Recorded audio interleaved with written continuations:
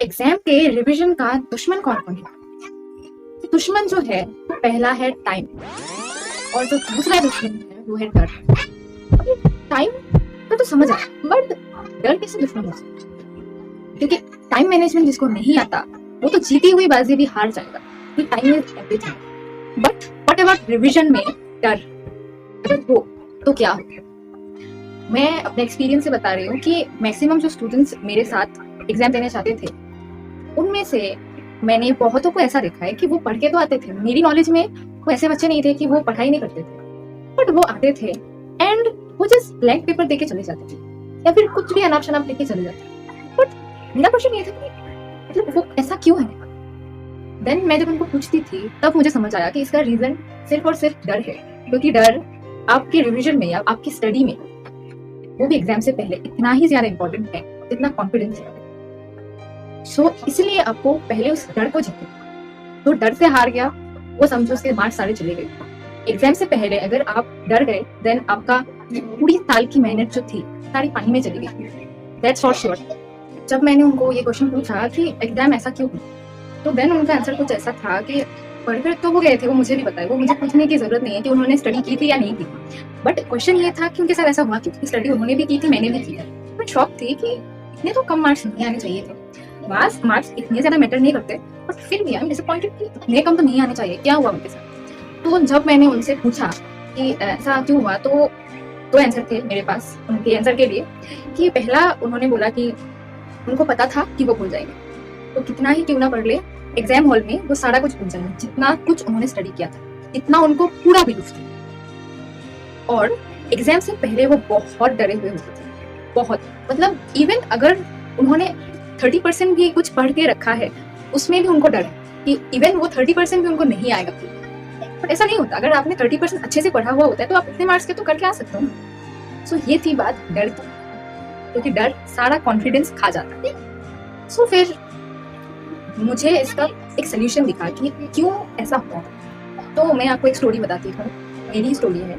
एक बार क्या हुआ, मेरे एग्जाम्स थे फिजिक्स के, ठीक है, और फिजिक्स के एग्जाम से पहले सिर्फ एक दिन का गैप था, सिर्फ एक दिन भी नहीं था एक्चुअली, एक रात का गैप था और पूरा सिलेबस कंप्लीट करना था।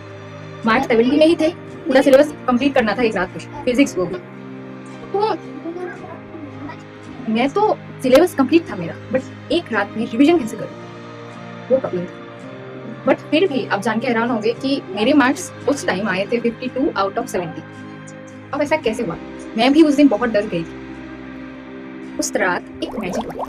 क्या मैजिक हुआ था?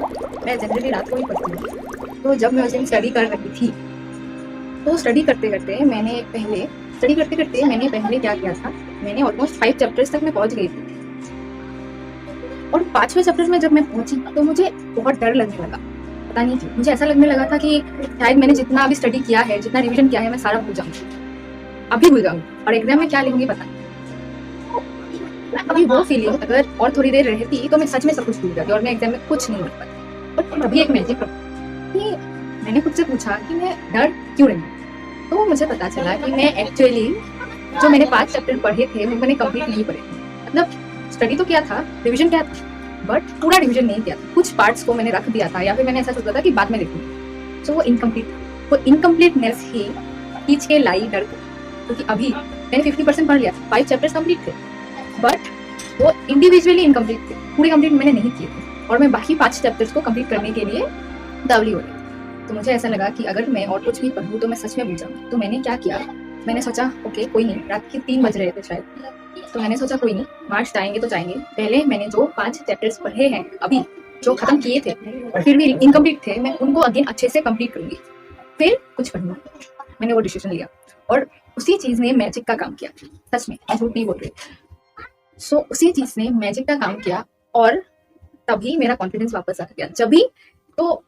जब भी मैंने उन 5 चैप्टर्स को कम्प्लीटली कंप्लीट किया, उसकी थोड़ी देर बाद मुझे एकदम डर नहीं लगा, एकदम नहीं।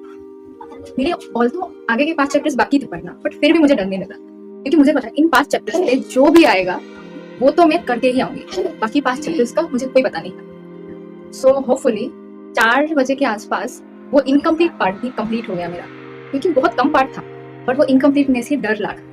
तो 4 बजे के आसपास कंप्लीट हो गया था। फिर क्या किया मैंने, फिर बाकी 5 चैप्टर्स को मैंने रिवीजन करना शुरू किया और होपफुली एग्जाम में जाने से पहले 5 चैप्टर्स नहीं हुए थे, ऑलमोस्ट हो गए थे, पूरा नहीं, आई थिंक ऑलमोस्ट हो गए थे और एग्जाम था 12 बजे, तो उसी लिए एग्जाम से पहले खत्म हुआ। एटलीस्ट आई एम कॉन्फिडेंट कि अभी मैं एटलीस्ट 80 मार्क का तो करके ही हूँ, मतलब 100 में, और अगर 70 मार्क में आप काउंट करो तो वो 50 प्लस होगा, तो मैं एटलीस्ट इतना कॉन्फिडेंट थी। तो एग्जाम वाले दिन भी यही, सच में मुझे मार्क्स मिल गए और मैंने 60 प्लस मार्क्स का किया था और मुझे 52 मिला। सो एटलीस्ट मैंने अपना 100% दिया था, उसकी मुझे खुशी थी, क्योंकि एक रात में इतना ज्यादा पोर्शन खत्म करना इज नॉट पॉसिबल। ऑल्दो वो टर्मिनल था, मेन एग्जाम नहीं था, इसलिए मैं बच गई।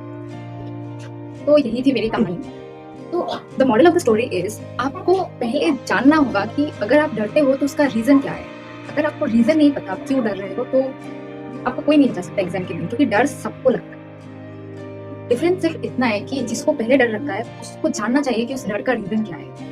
सबके बारे में मुझे नहीं पता, मेरा डर का रीजन था इनकम्प्लीटनेस, आपका कुछ और भी हो सकता है, बट वो मैं फाइंड आउट नहीं कर सकती, वो फाइंड आउट सिर्फ आप कर सकते। मैं तो सिर्फ आपको एक स्टोरी बताने के लिए आई थी कि ऐसा मेरे साथ कुछ हुआ था, और वो 52 कह सकते हैं। सो वो 52 मार्क्स मेरे लिए बहुत ग्रेट थे, क्योंकि ऑल्थो वो इतने ज्यादा मार्क्स नहीं थे, बट ऑल्थो वो पूरे क्लास में 5th या फिर 4th पोजीशन में आने वाले मार्क्स थे, और डरने के बाद वो मार्क्स मेरे लिए अमृत समान हुए। तो that's why I am very happy कि इतने तो मार्क्स मुझे मिले।